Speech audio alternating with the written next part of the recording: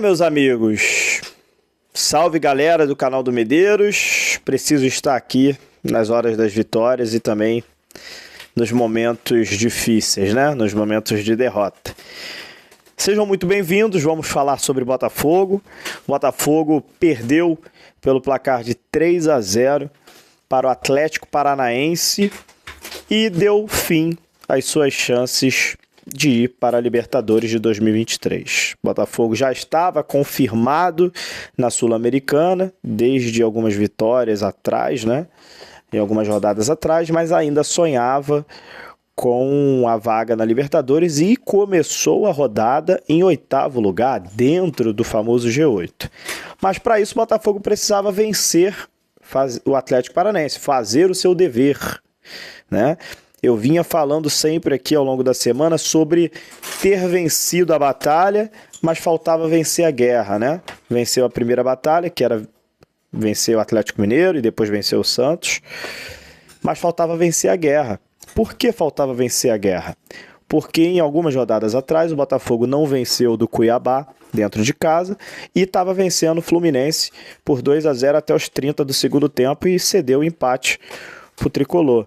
Então o Botafogo teve que correr atrás dos seus prejuízos, né? Foi um ano patético dentro do Nilton Santos. No geral, a gente está chateado, mas a gente precisa entender que o que foi traçado para esse primeiro ano de SAF foi concluído, né? O primeiro ano de SAF, o Botafogo queria voltar a uma competição internacional. Se fosse a Libertadores seria melhor ainda, mas o que foi traçado seria a volta do Botafogo a uma competição internacional, porque o Botafogo ano passado estava na Série B, com a situação financeira praticamente falido, e o Botafogo teve a SAF aí como a sua esperança de dias melhores. E fazendo uma análise geral, o Botafogo conseguiu conquistar o seu objetivo que foi traçado lá no início da temporada, se manter na Série A e ir para a Sul-Americana. Mas não adianta dizer muita coisa agora nesse sentido, porque todo mundo vai falar: Medeiros, não gosto desse papo, não quero esse papo, era para ter ido para a Libertadores. Também acho, estou muito chateado, eu estou até tentando me controlar aqui nesse vídeo para não falar algo de cabeça quente. Já falei, já xinguei muito, enfim. Mas a gente precisa ser racional e entender que as coisas não acontecem rápido, né? E por que as coisas não acontecem rápido? Porque tudo é um processo. O próprio Atlético Paranaense. O Atlético Paranaense é um clube que vem se reestruturando há uns 10 anos, mais ou menos, na gestão lá do Petralha, se estruturando.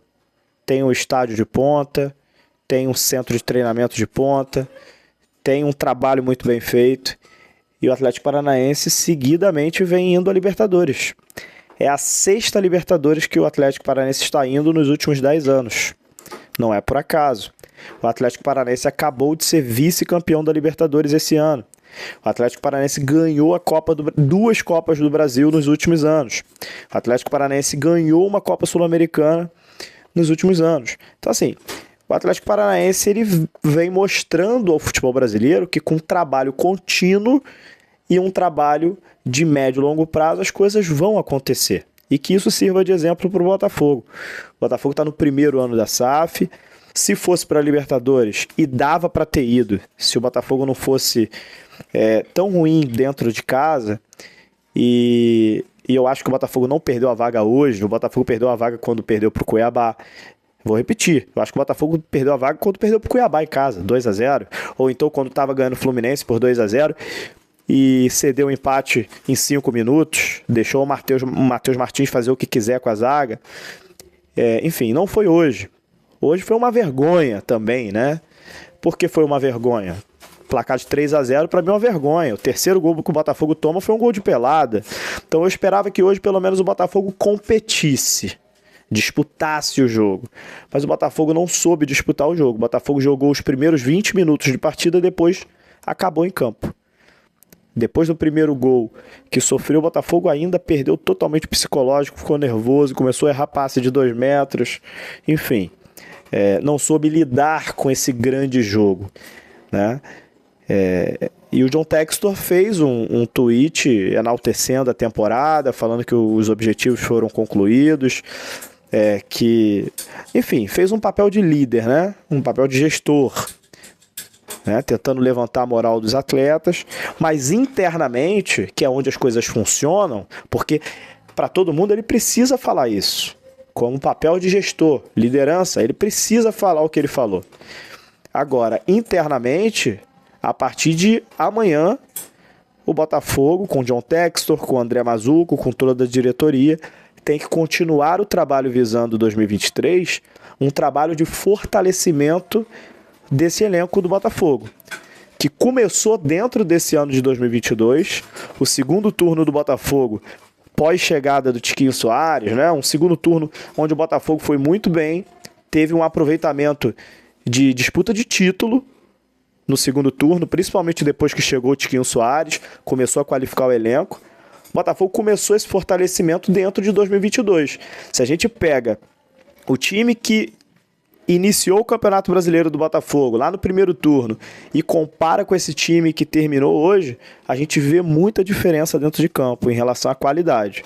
E o que a gente espera para 2023, para o início do Brasileiro de 2023, é que o Botafogo esteja mais fortalecido ainda, porque tem coisas a melhorar.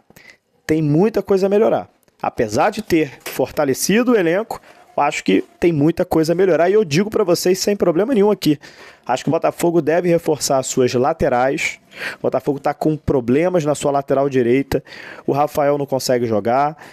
O Saravia já foi comunicado que não fica para o ano que vem.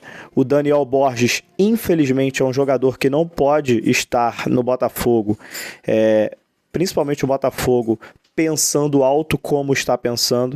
O Daniel Borges talvez tenha vaga em outros clubes da Série A, mas não no Botafogo, no que ele está pensando de investimento. Talvez o Daniel Borges caberia no Coritiba, no Cuiabá, no Atlético Goianiense, enfim. Acho até o Daniel Borges serviria para esses clubes, mas para o Botafogo, para o que ele está pretendendo, acho que o Daniel não serve. O Botafogo precisa contratar um lateral esquerdo para ser reserva. Não reserva, mas disputar a posição com o Marçal. O Botafogo hoje perde muito quando o Marçal sai do time e tem que entrar o Hugo. O Botafogo precisa contratar jogadores para o meio campo, para ser aquele famoso camisa 10, mas aí precisa ser um jogador diferenciado, precisa ser realmente um jogador que decida jogos. Acho que falta isso no Botafogo, um craque no Botafogo. O Botafogo é um time que melhorou muito, mas não tem um craque mesmo no time. Eu acho que falta isso nesse time do Botafogo. O Botafogo precisa de um ponta direita.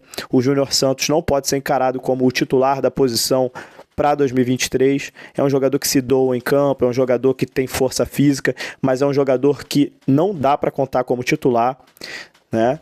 É um jogador que em um jogo ele te agrada, em outro jogo ele te deixa extremamente aborrecido, igual hoje, por exemplo. Hoje, se deixasse para decidir, hoje eu mandava o Júnior Santos embora. Em alguns jogos atrás, se deixasse eu decidir, eu falava, não, Júnior Santos serve. Mas alguém racional, não como torcedor igual eu, alguém racional tem que ponderar essas coisas. Júnior Santos é um jogador que oscila bastante. É um jogador que não é regular. Então, assim, se quer ficar com ele, ok. Mas o Júnior Santos não dá para ser titular do Botafogo. Pode ter no elenco? Ok. Mas para ser reserva, entrar no segundo tempo, a gente precisa contratar um ponta-direita. Né? Precisamos também contratar um centroavante para disputar a posição com o Tiquinho Soares. Tiquinho Soares sair, a gente tem o Matheus Nascimento, que não está pronto. Matheus Nascimento terminou o Campeonato Brasileiro hoje, última rodada, entrou de novo no segundo tempo. Matheus Nascimento é um jogador jovem, promissor, tudo isso que a gente já falou por aqui, que é um jogador que tem muito futuro, mas ele terminou o Campeonato Brasileiro sem marcar nenhum gol, o Matheus Nascimento. É um jogador que não está pronto para jogar competições de alto nível ainda, nos profissionais. É um jogador que é novo, tem 18 anos e não pode ser a segunda opção do Botafogo. Ele tem que ter terceira ou quarta opção, já que ele é muito novinho ainda.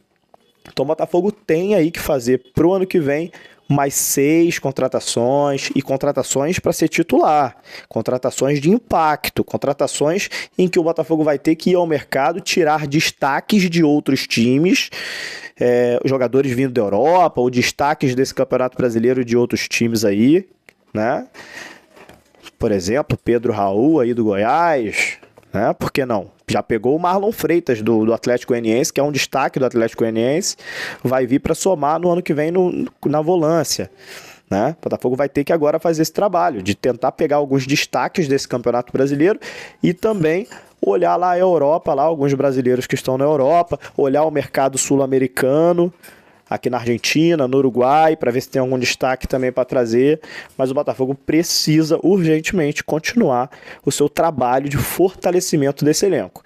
É com isso que o Botafogo vai para 2023, pensando em voos maiores, é com isso que o Botafogo vai para 2023, pensando em ser favorito da Sul-Americana, disputar título da Sul-Americana e tentar, no ano que vem, aí sim, a vaga na Libertadores, ir longe na Copa do Brasil, quem sabe também, tentar fazer um ano melhor do que foi esse ano de 2022. Eu sei que está todo mundo chateado, eu também estou, mas é isso.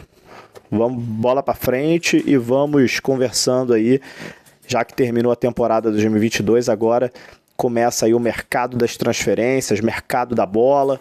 O Botafogo aí vai ter muita notícia de reforço de elenco e eu espero que também tenha notícias sobre Barca, jogadores indo embora. Tem uns 5 ou 6 aí que estariam com certeza na minha barca, porque o Botafogo vai precisar mandar embora jogadores que não têm um nível adequado para as pretensões do clube a partir do ano que vem. Beleza? Então é isso.